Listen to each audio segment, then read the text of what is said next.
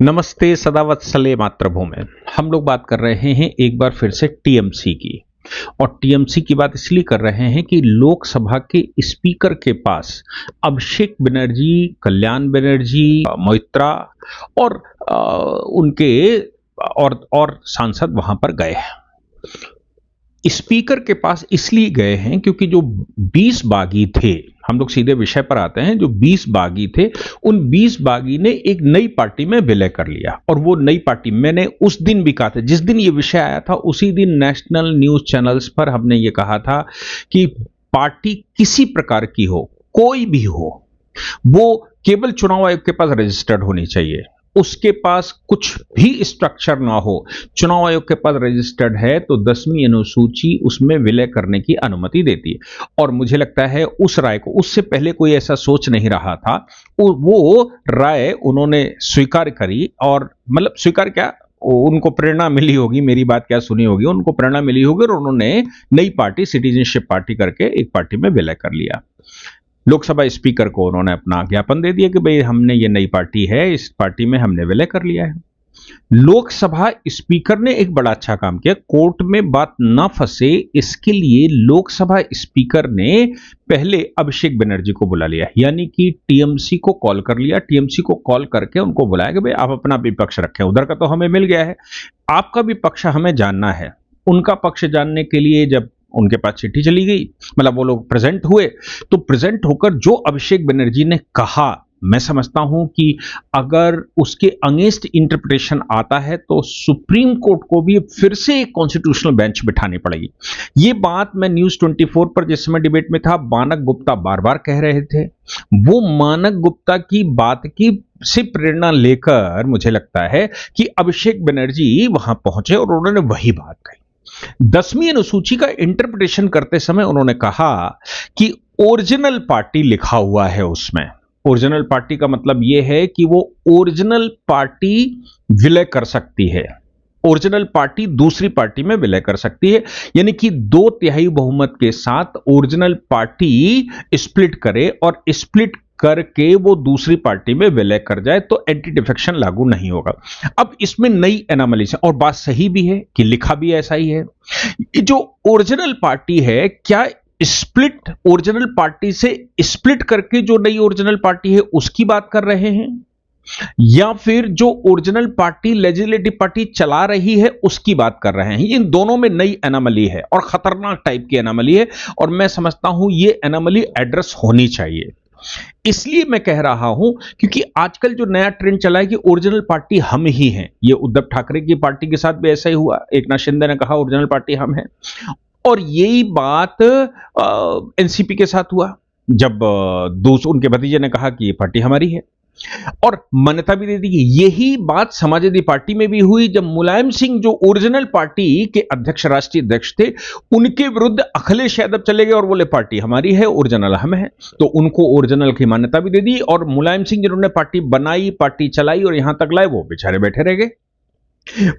मामला बाप बेटे का नहीं है कि बेटा था इसलिए हो गया, उसको तूल इसलिए नहीं पकड़ा गया क्योंकि बेटा था। हकीकत यह है कि पार्टी के कुछ पदाधिकारी जो कि इस बात की घोषणा कर रहे हैं या कर दी है कि यह पार्टी हमारी है, उनके पक्ष में चुनाव आयोग ने निर्णय दिया।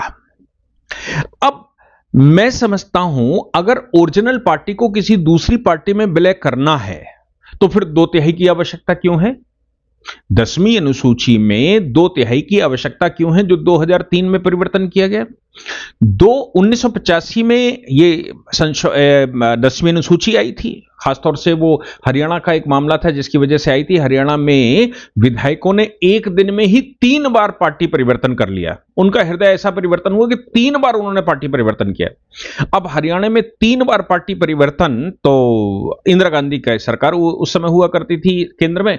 इंदिरा गांधी की मृत्यु के बाद राजीव गांधी अगले साल ही एंटी डिफेक्शन ले आए थे 10वीं अनुसूची, और यह कहा था कि तोड़ने के लिए 1/3 कम से कम चाहिए।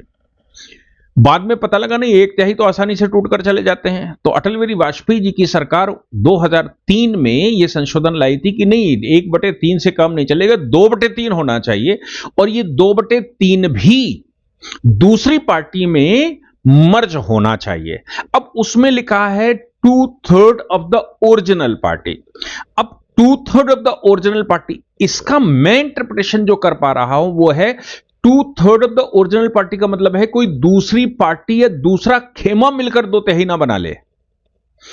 2/3 जो बनेगा ओरिजिनल पार्टी की टोटल संख्या में से 2/3 का बनना चाहिए जो किसी अन्य पार्टी में विलय कर जाए। अभिषेक बनर्जी ने जो लोकसभा स्पीकर से कहा, उन्होंने कहा कि भाई देखो हम ओरिजिनल पार्टी हैं, ओरिजिनल पार्टी को विलय करना चाहिए। ये जो निकला हुआ धड़ा है ये ओरिजिनल पार्टी चूंकि नहीं है, ओरिजिनल पार्टी उन्होंने कहा सुभाष देसाई में ओरिजिनल पार्टी लेजिस्लेटिव पार्टी को कहा गया।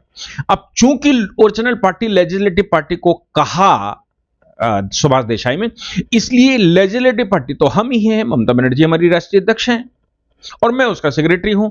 तो जब लेजिस्लेटिव पार्टी हम हैं तो ये स्प्लिट बिना लेजिस्लेटिव पार्टी के कैसे हो सकता है।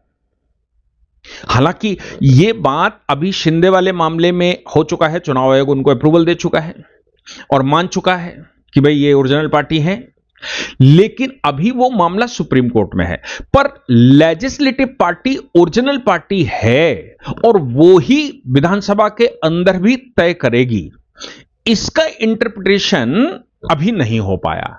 तो चुनाव आयोग के डिसीजन को सुप्रीम कोर्ट में चैलेंज किया गया है, लेकिन जो स्प्लिट ग्रुप बनकर गया था वो चैलेंज नहीं हुआ, वो तो सुभाष देसाई में सेटल कर दिया। मैं फिर से बताता हूं, वो सुभाष देसाई में सेटल ये कर दिया कि जो ओरिजिनल पार्टी थी, ओरिजिनल पार्टी जो टूट कर गई और उसने कहा कि हम ओरिजिनल पार्टी, नए ग्रुप ने कहा हम ओरिजिनल पार्टी हैं, उसको विधानसभा ने मान्यता दे दी, विधानसभा अध्यक्ष ने मान्यता दे दी और गवर्नर ने भी वो सरकार को मान्यता दे दी, शपथ दिलवा दी। तो विषय उसमें यह था क्या गवर्नर ये जो टूटा हुआ ग्रुप है उसके आधार पर बिना अवसर दिए कि भाई आप शक्ति परीक्षण कर लो, बिना शक्ति परीक्षण का अवसर दिए हुए क्या किसी अन्य को मुख्यमंत्री की शपथ दिलवा सकता है। तो वहां पर चूंकि उद्धव ठाकरे ने इस्तीफा दे दिया था और एकनाथ शिंदे ने शपथ ले ली थी, इसलिए सुप्रीम कोर्ट ने कहा चूंकि आपने इस्तीफा दे दिया है और उन्होंने शपथ ले ली है, आप इस्तीफा ना देते तो अभी कोर्ट उसमें ऑर्डर कर सकता था कि भाई शक्ति परीक्षण कर लो, लेकिन शक्ति परीक्षण तो हो ही नहीं सकता क्योंकि आप तो इस्तीफा दे चुके हैं। इसलिए गवर्नर को यह पावर नहीं है कि वो बुलाकर ये देखे कि एंटी डिफेक्शन लागू होता है कि नहीं। एंटी डिफेक्शन का मामला प्योर एंड प्योर केवल और केवल लोकसभा या हाउस का स्पीकर कर सकता है। वहां एक और पेंच था, स्पीकर बनाम डिप्टी स्पीकर। अब ये स्पीकर बनाम डिप्टी स्पीकर है, इसमें तय तो हो गया नवाब रविया में, लेकिन ऑनरेबल सुप्रीम कोर्ट ने अभी उस पर एक बड़ी बेंच बिठाई और ये कहा कि भाई ये डिप्टी स्पीकर को कि अगर अविश्वास प्रस्ताव आया हो या स्पीकर के ऊपर अविश्वास प्रस्ताव आया हो तब भी क्या आप ये शक्ति परीक्षण नहीं करवाएंगे, कैसे डिसाइड होगा। तो वो मामला भी सुप्रीम कोर्ट में अभी पेंडिंग है बड़ी बेंच में, क्योंकि उसको तय करना है और वो बड़ी बेंच में है। बड़ी बेंच का मतलब है नवाब रविया से बड़ी बेंच आई, क्योंकि नवाब रविया ये तय कर चुका था। अब यहां जो अभिषेक बनर्जी कह रहे हैं कि भाई हम ओरिजिनल पार्टी हैं और 10वीं अनुसूची में ओरिजिनल पार्टी के विलय की बात कही गई, तो मैं कहता हूं कि 10वीं अनुसूची में ओरिजिनल पार्टी को फिर तोड़ने की क्या जरूरत है। ओरिजिनल पार्टी तो ऐसे ही विलय कर जाएगी और लेजिस्लेटिव पार्टी अगर एंटी डिफेक्शन के मामले में निर्णय करने वाली है तो एंटी डिफेक्शन के कानून का मतलब ही नहीं, कोई 10वीं अनुसूची का कोई मतलब नहीं। 10वीं अनुसूची इसलिए ही, जो मेरा इंटरप्रिटेशन है वो यह है कि 10वीं अनुसूची इसलिए ही लागू होती है क्योंकि एक ग्रुप टूट कर जाएगा, ओरिजिनल पार्टी टूट कर नहीं जाएगी, ओरिजिनल पार्टी से एक ग्रुप टूट कर जाएगा।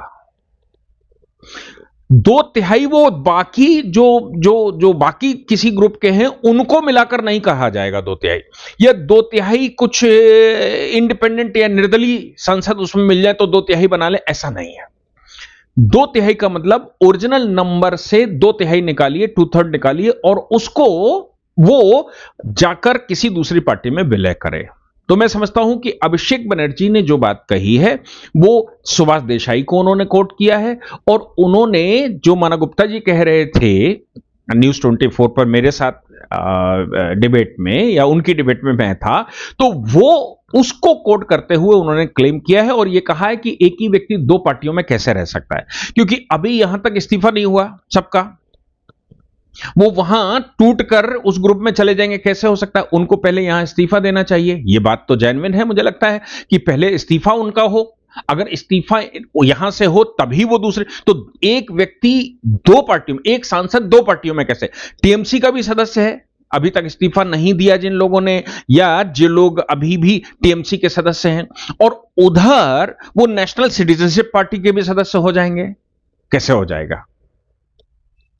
नेशनल सिटीजनशिप पार्टी के भी सदस्य कैसे हो? दो पॉलिटिकल पार्टियों का एक व्यक्ति सदस्य कैसे हो सकता है?